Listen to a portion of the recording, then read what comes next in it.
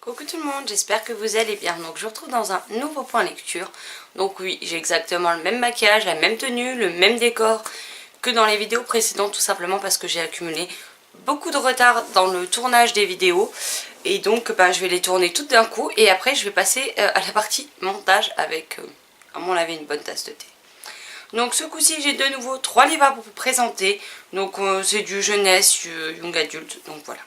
Donc on va commencer avec Comme un frère de Françoise G. chez Bayard, un livre dont je n'ai absolument jamais entendu parler. Voilà. Moi j'ai simplement, je l'ai découvert tout bêtement sur Price Minister puisque je faisais une commande dans une boutique où la personne avait plusieurs livres qui m'intéressaient. Et je suis tombée sur celui-ci qu'elle vendait à 1€ et quelques. Je me suis dit, oh le résumé a l'air sympa, pourquoi pas, et je l'ai acheté. Et je dois dire que j'ai passé un très joli moment de lecture. Donc dans ce livre, on va suivre deux garçons. On a Lorenzo d'un côté, qui est apprenti menuisier. Il a 6 sœurs, je ne sais plus si c'était 5 ou 6. Il vit donc avec sa mère, ses 6 sœurs. Et malheureusement, leur père est décédé quelques années auparavant. Donc il est le seul homme de la famille. D'un autre côté, on va suivre Gaspard, qui est un jeune homme qui est en maths supérieure. Ou maths spé, je sais plus. Maths spé, c'est ça. Ses parents veulent absolument qu'il ait une brillante carrière, ils le poussent dans ses études, etc. Mais il en a ras-le-sac de maths spé. Lui, ce qu'il veut, c'est être acteur. Il veut faire du théâtre et il voudrait partir et se lancer dedans. Les deux jeunes gens vont faire quelque chose d'assez stupide et ils vont se retrouver à l'hôpital dans un état assez grave puisque Lorenzo a carrément été dans le coma pendant 1 ou 2 semaines, je ne sais plus. Et on ne savait pas s'il pourrait remarcher un jour. Et Gaspard va se retrouver à l'hôpital pour une chute. Et ils vont tous les deux se retrouver dans la même chambre. Et on va suivre vraiment leur amitié au fur et à mesure des jours. Leur vie quotidienne, leur contexte familial, leur contexte scolaire pour les deux, puisqu'un est apprenti menuisier, l'autre est en maths spé, donc il n'y a rien qui les rassemble tous les deux. Ils ont tous les deux des vies qui sont diamétralement opposées. L'un a perdu son père et vit dans une famille nombreuse et est apprenti menuisier. L'autre rêve de théâtre, il a ses deux parents qui lui accordent au final assez peu d'intérêt, et sauf quand il s'agit de scolarité. Et ces deux garçons qui pourtant n'ont absolument rien en commun vont se découvrir au fil des jours à l'hôpital. Et une très belle amitié va naître entre ces deux garçons. Mais également, cette amitié va se poursuivre à l'extérieur de leur séjour à l'hôpital. Et je dois dire que cette histoire est vraiment belle. Elle est touchante. Elle nous permet de remettre certaines choses en perspective dans nos vies à nous, quand des fois on se plaint pour des petits bobos qui n'ont pas lieu d'être. Ça permet aussi de voir que on peut être ami avec des gens qui sont différents, qu'il n'y a pas de problème avec ça, que justement des fois la différence fait qu'une amitié est belle, fait qu'une amitié est sincère, qu'elle est touchante. Et franchement, je peux que vous recommander ce livre. Je ne sais même pas quand est-ce qu'il était sorti, pour être tout à fait honnête. Je vais regarder si je trouve la date. Il est sorti, apparemment, il a été édité, imprimé, pardon, en mai 2016. Donc il a à peu près 2 ans et demi le livre. Et je trouve dommage qu'on n'en ait pas plus entendu parler parce que franchement, j'ai passé un très bon moment de lecture. C'est un livre que je vous recommande, c'est une belle histoire. On y parle d'amitié, on y parle famille, on y parle scolarité, on y parle difficulté, on y parle... Ça reste des adolescents, donc de trouver sa place à soi dans l'univers où on évolue. Et franchement, voilà, les personnages sont hyper attachants, ils ont des caractères complètement opposés et pourtant qui se complètent bien. On découvre aussi la famille de Lorenzo qui, malgré le fait qu'ils soient nombreux, qu'ils ont tous leur caractère, ils apportent tous quelque chose. On découvre brièvement les parents de Gaspard parce qu'au final ils sont assez peu présents, donc je trouve un peu normal qu'à partir du moment où ils sont peu présents dans la vie de leur fils, que c'est pas eux qui prennent le devant dans l'histoire.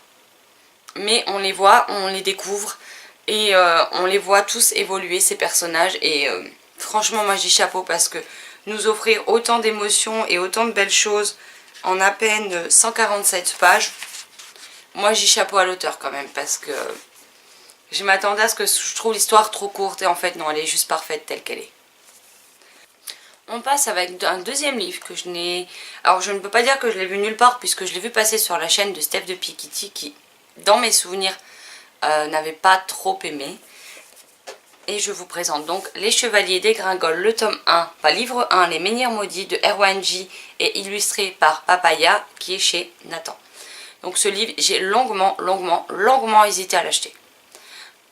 Parce que justement, je le voyais pas trop passer, et surtout parce que je connaissais l'auteur pour le livre J'ai avalé un arc-en-ciel. Donc je vous glisse la couverture là. Qui est un livre qui aborde l'homosexualité, mais dans les lycées américains. Et si j'ai passé un bon moment avec ce livre, pour moi il y a des choses qui m'ont chiffonné. Le fait qu'on nous parle encore d'une énième fois des lycées des étudiants américains, j'aurais préféré que le contexte soit pour une fois en France, plutôt qu'encore une fois en Amérique avec tous leurs codes, avec tous ces clichés des lycéens qui aiment faire la fête, leur balle de promo, etc. Je dois dire que ça m'avait un peu saoulé, ce qui fait que je n'ai jamais lu la suite, qui est J'ai garé la lune ou quelque chose comme ça. Donc j'ai longuement hésité à me plonger dans le jeunesse avec le même auteur, et j'ai bien fait. Donc ici on va suivre, alors je ne sais plus comment il s'appelle, ça commence bien. Ah, je vais y arriver. Donc Wesley, Gus et Leonora. Donc on va suivre Wesley qui arrive dans une nouvelle ville, dans une nouvelle école. Et dès le début il va s'attirer les foudres d'un élève qui ne voit pas, qui est aveugle. Qui a toujours un piaf sur l'épaule mécanique qui sont ses yeux quelque part et qui se nomme Drake. Malheureusement Drake il faut pas trop le chercher parce que certains camarades de Wesley en ont fait les frais les années précédentes. Et là malheureusement ça va tomber sur Wesley. Donc à peine arrivé il tombe déjà dans les embrouilles et la guéguerre avec l'un de ses camarades les plus redoutés. Et donc on va suivre l'évolution de Wesley. On va suivre le fait de comment il s'adapte dans cette nouvelle ville. Le fait de se refaire des amis alors qu'il en avait là où il habitait. Mais voilà, il est obligé de s'adapter à toute la situation et tout ce que ça engendre pour lui un déménagement. C'est déjà que les choses sont pas simples, mais en plus on va lui proposer, enfin Drake va lui proposer le défi de le battre à la course des menhirs. Qui est une course où Drake arrive toujours premier, personne ne l'a jamais battu, puisqu'il s'agit de sauter de menhir en menhir qui sont à une distance assez vertigineuse.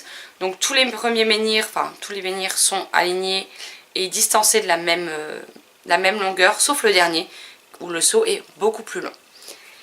Donc Wesley va avoir l'aide de Gus et Leonora pour s'entraîner et tenter de battre Drake, parce qu'il sait très bien que s'il ne le bat pas, et ben malheureusement il n'a pas fini de morfler pour les années à venir. Donc clairement c'est pas très réjouissant. Je dois dire que j'ai beaucoup aimé. Moi perso je vais acheter le 2 je pense assez rapidement parce que j'ai quand même envie de savoir la suite. Je ne m'attendais pas à autant aimer. Je vous dis je l'ai acheté, il coûte 14,95 €. J'étais un peu... j'avais un peu peur d'avoir mis de l'argent dans ce livre pour pas grand chose. Et au final je ne le regrette vraiment pas. On a de l'amitié, on a les liens familiaux, on a les différences entre les différentes... ce sont toutes des créatures qui ont leur spécificité, donc je vous laisserai découvrir les autres. Hein. Mais on est dans un univers de... oui, plus de fantaisie que de fantastique, hein, clairement. Pour les enfants, avec donc des courses de menhirs, il y a de l'aventure, il y a de l'action, il y a des rebondissements, on a des révélations, notamment sur Leonora. Chose que j'avais pas spécialement vu venir. Je savais bien qu'il y avait quelque chose qui était pas clair et qu'elle cachait quelque chose, mais je ne m'attendais pas à ce que ce qu'elle cache soit cela en fait. Donc j'ai été plutôt agréablement surprise. Voilà, j'ai passé un bon moment, ça, une bonne dose d'aventure, une bonne dose de fantaisie, avec des personnages attachants. Drake, malgré son caractère de cochon et un peu tyrannique avec ses camarades, cache également quelque chose qu'on apprend dans ce premier tome. Donc j'ai aimé qu'on ne reste pas sur un mystère complet, on a déjà des réponses à nos questions dans ce premier tome. Et j'ai hâte de voir comment les choses vont se poursuivre dans le tome 2.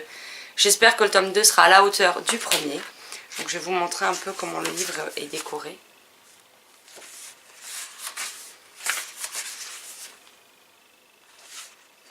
Il y a quand même des illustrations, déjà tous les bas de page sont décorés. On a des illustrations tout au long du roman. on a ce type de double page illustrée en couleur. Donc c'est vrai que bon, après il coûte 14,95 €, mais voilà, les illustrations sont en couleur, elles ne sont pas en noir et blanc.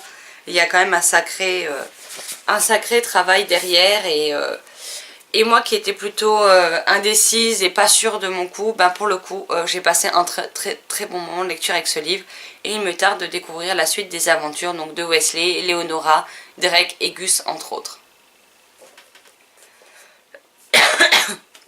Et on termine avec un livre que je voulais absolument, ça m'avait fait la même chose pour le premier tome, que j'ai attendu plus d'1 an puisque j'en avais parlé en exclu avec l'auteur et que je savais qu'il sortirait.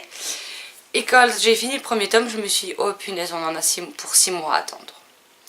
Et les éditions Flammarion me l'ont gentiment envoyé, tout comme Cindy, une amie, me l'a offert en allant voir Cassandra O'Donnell au salon de Brive, où elle me l'a fait dédicacer. Donc, voilà. Je vous montre. Et donc il s'agit de La Légende des 4, le tome 2, Le Clan des Tigres de Cassandra O'Donnell chez Flammarion. Donc ce livre est pour la jeunesse, mais pas au même stade que Malenfer ou Sombre Terre. Là on part plus sur du 13-14 ans.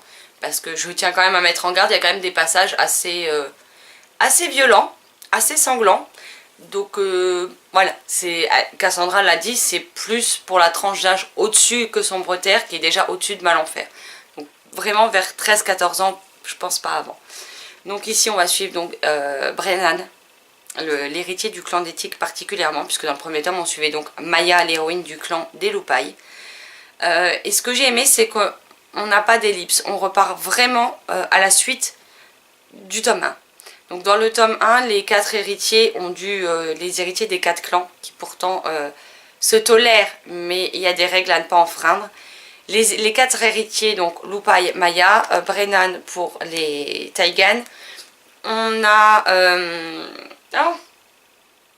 Nell pour les Rapailles et Van, je ne sais pas comment on dit, j'ai oublié, pour les Serpailles.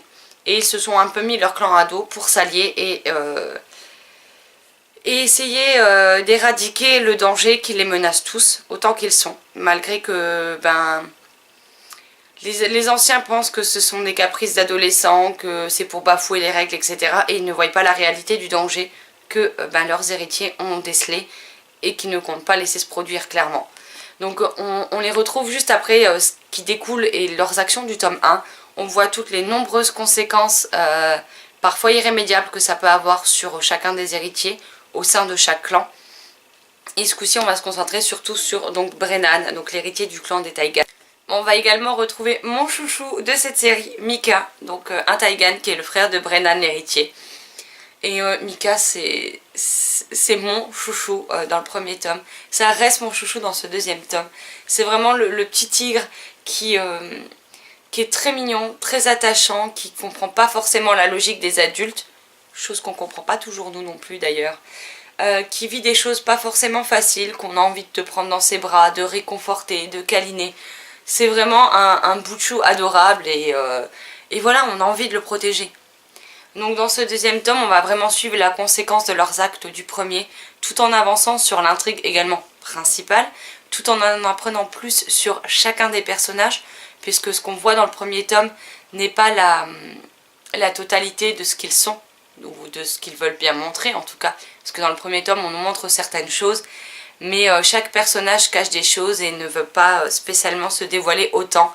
Donc là on avance un peu plus dans ça et c'est clairement, cette série elle est comme toutes les autres de Cassandra O'Donnell en jeunesse, très addictive, très intéressante, puisque là on nous parle de métamorphes, donc ce ne sont pas des humains qui se transforment en animaux, mais bien des animaux qui se transforment en humains. On a le fait que ils sont les héritiers, mais que pour autant on les bride et on ne les laisse pas faire ce qu'ils devraient faire. Alors qu'un jour ou l'autre ils sont destinés à gouverner leur clan. Donc pourquoi on ne leur fait pas plus confiance? Mais également qu'il y ait une guerre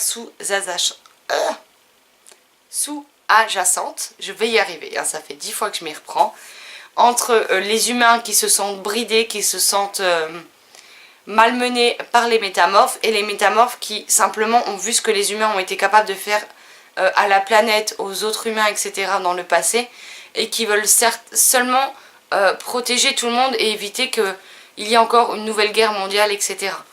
Je trouve que c'est fait de façon très maligne, très intelligente. C'est très bien amené, c'est très bien construit, c'est travaillé. Les personnages sont attachants ou agaçants, parce que l'héritier des Serpailles, autant il y a des moments il est touchant, autant il y a des moments on a juste envie de le claquer, comme c'est pas permis tellement il nous agace au possible. Mais j'aime infiniment cette série. C'est juste... On va dire que c'est ce que l'auteur a pu faire avec Rebecca Keane en Beat Lit pour les adultes. Elle a réussi à nous faire de la Beat Lit pour adolescents. Et franchement, le résultat est vraiment très très très très bon. Ce livre est passé à un cheveu du coup de cœur. Et vivement le tome 3. Oui, je viens juste d'avoir le tome 2 et de le lire que je veux déjà le tome 3. Bah ouais, je suis encore repartie pour au moins 6 mois d'attente. Pourquoi les auteurs ils peuvent pas écrire les sagas et qu'on nous les sorte tout d'un coup? Ce serait pas mal, non, des fois? Je suis sûre que vous partagez mon avis, vous devez aussi avoir des sagas, vous en avez marre d'attendre la suite et que vous la voulez là tout de suite maintenant. Et ben moi c'est typiquement ce qui se passe avec les livres de Cassandra O'Donnell. Donc voilà. Après je vais pas m'étaler plus sur le sujet parce que ben voilà, c'est un livre je pense que vous avez vu sur pas mal de chaînes, pas mal de blogs, pas mal de comptes Instagram. Et voilà, mais moi je reste fan de la plume de Cassandra O'Donnell. J'adore ce qu'elle fait. Et, cette série n'échappe pas à la règle. Donc voilà pour ces 3 lectures. N'hésitez pas à me dire si les titres vous font envie. Si vous les avez lus, ce que vous en avez pensé. Si vous avez les mêmes avis que moi ou au contraire si vous n'êtes pas d'accord. Tant qu'il y a un respect mutuel, il n'y a pas de souci. Lâchez-vous en commentaire. C'est toujours intéressant de voir ce qui peut plaire à une personne et déplaire à une autre. Je trouve que c'est justement peut-être justement ce qu'il y a de plus intéressant. N'hésitez pas à me dire quelles sont vos dernières lectures, quelles sont celles qui vous ont marqué, quelles sont celles que vous pensez qui pourraient me plaire. Je suis ouverte à toute proposition livresque, je précise quand même. Donc voilà, faites-vous plaisir en commentaire. Sur ce, moi je vous souhaite une très bonne journée, de belles lectures et je vous dis à très vite dans une prochaine vidéo. Bye bye.